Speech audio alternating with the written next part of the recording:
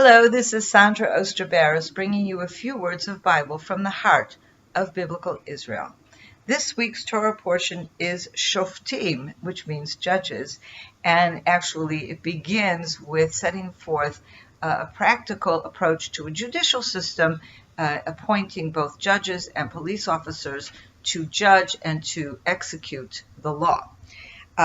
There's a lot of laws that are set forth in this Torah portion, but I would like to focus on a particular law or set of laws that we may think are not so relevant to us today, but I believe we have an enormous amount to learn from it. And this, of course, is in chapter 17, beginning with verse 14.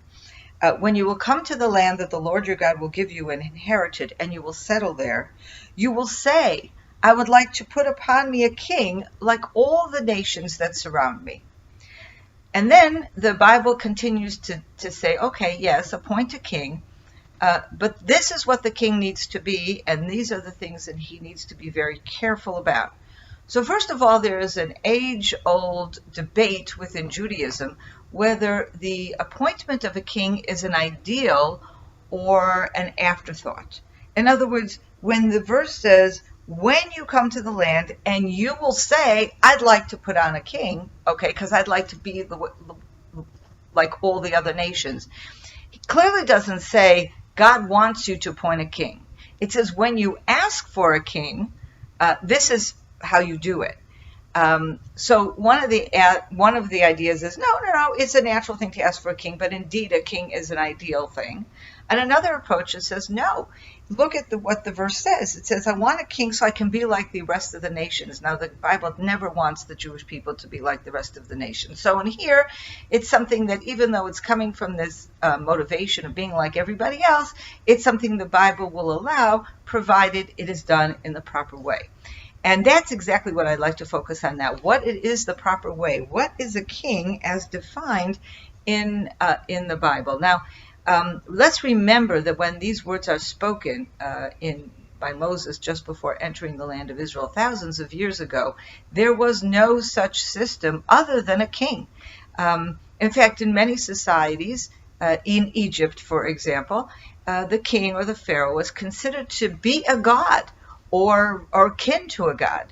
And so kings had enormous power and almost divine-like attributes, or at least this is how they presented themselves, and this is how their people saw them, or were forced to see them. Clearly, a lot of dictatorships, and not necessarily benign dictatorships either. So let's take a look at what God is telling us about what a king should be. So first of all, it says, place a king which the Lord your God has chosen. It's not just somebody that you're going to choose because he's handsomer than the next guy, better spoken than the next guy. And look at the model of leader that we have until now. Moses, the greatest leader of all mankind, was a simple, had been a shepherd in Midian, albeit he had grown up in the house of the king of the Pharaoh of Egypt for a short part of his life. But he was a shepherd. And God chose him, and he stammered. He had trouble expressing himself. This was the greatest leader, and so here, but he was part of the people. That was what was so important about Moses. He came out from the Jewish people, and he cared deeply about the Jewish people. And so here we have that the king must come from within his brothers. And it's not just that he needs to be of the Jewish people, but he is just like all of his brothers. He's just one, a man among equals that will ascend to the throne, okay? He should not have too many horses, lest he return the nation to Egypt, okay? In other words, a king, and it's not just about horses. In those days, horses perhaps was one of the greatest symbols of wealth and power. But here, the concern is that the wealth and power will affect the judgment of the king, and he may go seeking treaties, alliances with empires and with powerful countries, because it is the power and the wealth that is calling to him more than the good of the best interests of the nation of Israel. And this, of course, is not something that God wants them to happen. He should not have many wives, and he should not allow his heart his desires to go after silver and gold. In other words, very much here the emphasis is not to be like the other kings who line their palaces with gold and silver and seek power, authority, and wealth. This is a person who is an equal among equals. He is leading the people, but he is not there to outshine them in the mundane material things. Those things are not important. And then what does God say to them? When he sits on his throne, he should write a Torah. This book, okay, he needs to have his own Torah scroll. And it says, before the priests and the Levites. Okay, don't think you're the top of the game here, Mr. King. Okay, number one, you have priests and Levites, you come before them. They don't come before you. The religious, spiritual authority in the kingdom is not vested in the king. That remains in the hands of the priests and the Levites. This is an ancient separation of powers, okay?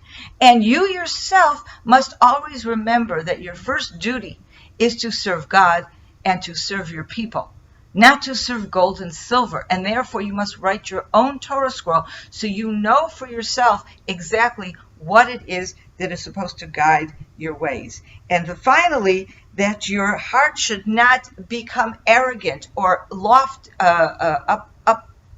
rised up among your brothers. And this is what we were saying before. He's coming from his brothers, and he should not see himself in an arrogant way as better than his brothers, and that he should not stray from the commandments, neither right or left, in order that his days should be lengthened on his kingdom, his and his sons. Now, of course, throughout the biblical history, we saw that there were a lot of kings that did not follow these rules. But these rules are essential. And in a way, you can say that these rules turn a king into something that is totally not really a king.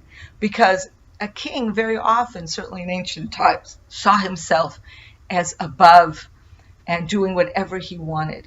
In this case, a king cannot do whatever he wants. He must serve God, and God in turn is directing him how to serve his people as one of his people. Have a wonderful weekend and Shabbat Shalom. I hope you enjoyed that video, and we'd like to be sure you're getting all of our video content. So just click on the subscribe button below as well as on the notification bell, and that way you will have easy access to all our material. We look forward to staying in touch with you. God bless you and have a wonderful day.